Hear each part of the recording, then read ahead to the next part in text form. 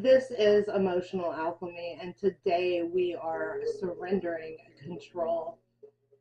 When we grip life too tightly, we're not protecting ourselves as we think we are. What we're doing is we're choking out the very miracles who are trying to land. Let's get operationally honest for a minute. I need you to listen from your heart, not your wounds, not your triggers. Control is not clarity. Control is not safety. Control is a defense mechanism dressed as leadership. It's the body trying to project manage the wound. It's the mind trying to force outcomes it can't guarantee. It's the soul saying, look, there's a wound here. While the ego steps back and is like, stand back. I got this. Even though it absolutely, unequivocally does not got this.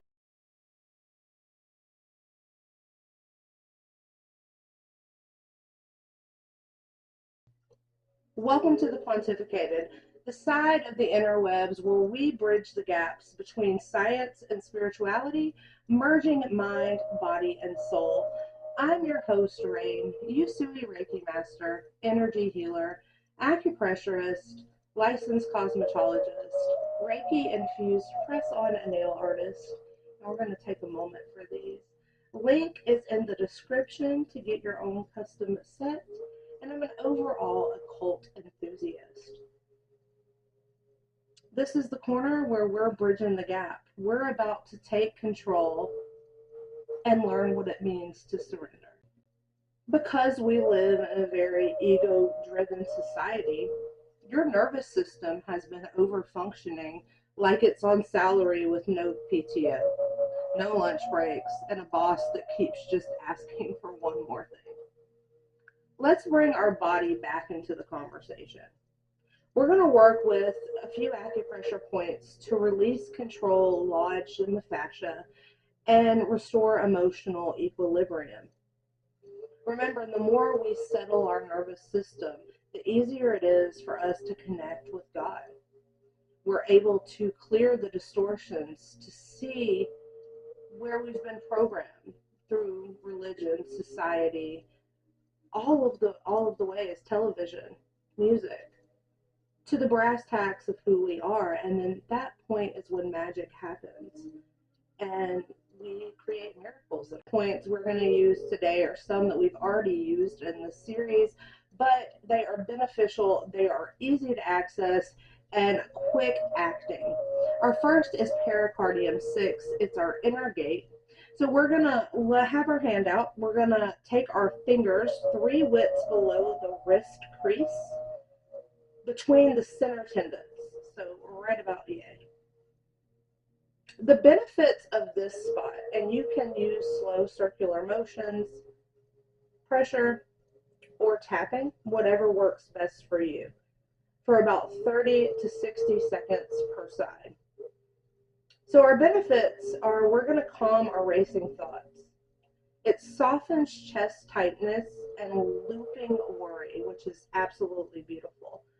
Opens the emotional flow between the head and the heart. A lot of times we disconnect from our heart space because we're hurt or wounded, and we let our mind or our egoic state take over. By using acupressure, we're able to remove that stagnancy, so we're at least creating synapses again between what may have been closed off for many years or decades. This regulates the heart protector energy and helps the body feel safe again. K27, if you've been following, you know that this is my absolute favorite spot. So let's dive into the benefits and why it is. This is the ultimate nervous system reset button. So we're going to look under our collarbone about 2 whips from the center of our chest, so located right below. The benefits of this area is it releases fear of the unknown, grounds your energy when life feels unstable. It calms the fight or flight response.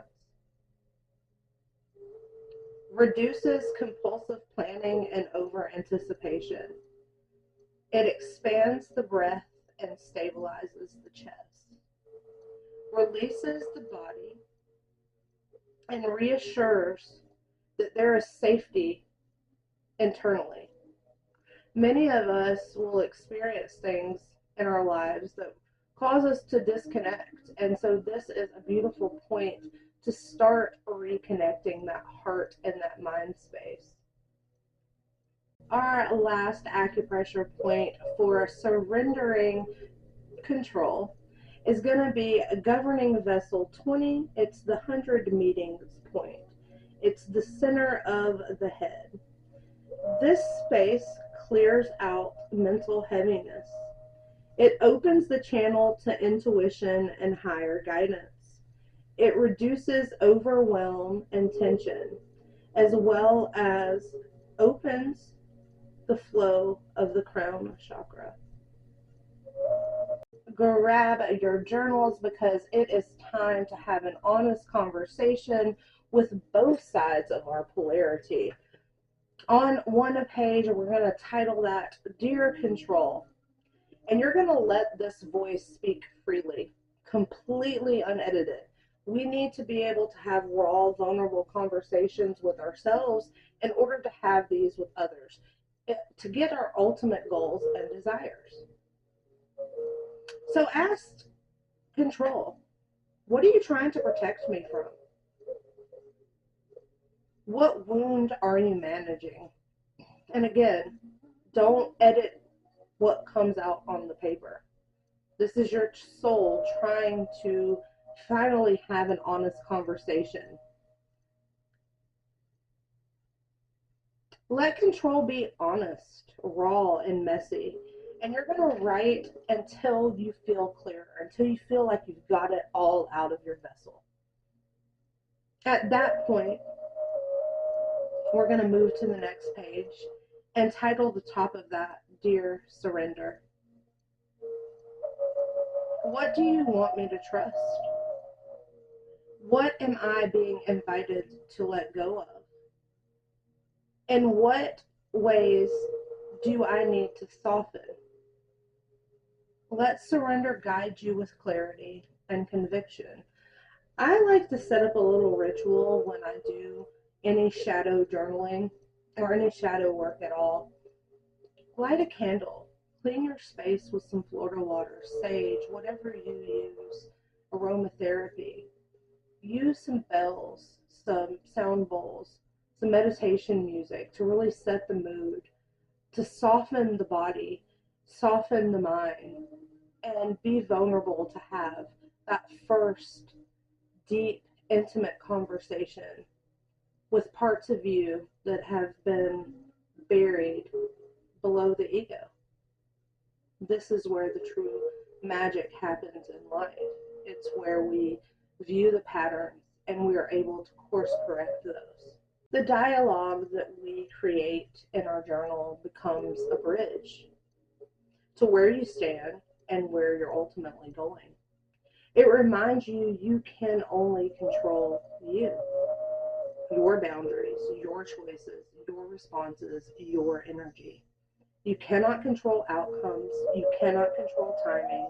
You cannot control other people. And yet everything outside of you is still working for you, even when it doesn't make sense in the moment. Surrender isn't losing control. It's losing resonance. And that changes everything. If this video resonated with you in any way, or you learned something new, remember to like, comment, and subscribe. Your engagement does not only support me and this channel, but it also helps to connect the next soul who needs this information. Join me next Wednesday at 11:11 a.m. where we switch from personal alchemy to collective shadow, where we surrender and alchemize loneliness to ultimate belonging. I love you. Have a beautiful day on purpose. Remember to live and love out loud.